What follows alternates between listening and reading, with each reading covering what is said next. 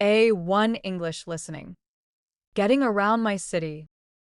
Hi, I'm Emmanuel. I'm a university student, so I live in the dorms.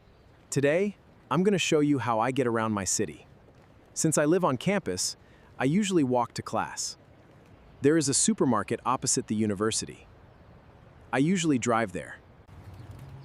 There is a bank next to the supermarket. I usually ride my bike there.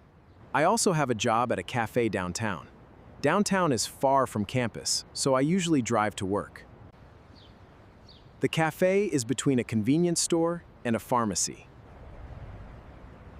There's a beautiful park near my job. I usually ride my bike there on my days off. On the weekends, I like to go out with my friends. I usually take a taxi downtown. Sometimes I take the train or the bus. That's how I get around my city. Now it's your turn. What places are near where you live? What places are far from where you live? How do you usually get to those places?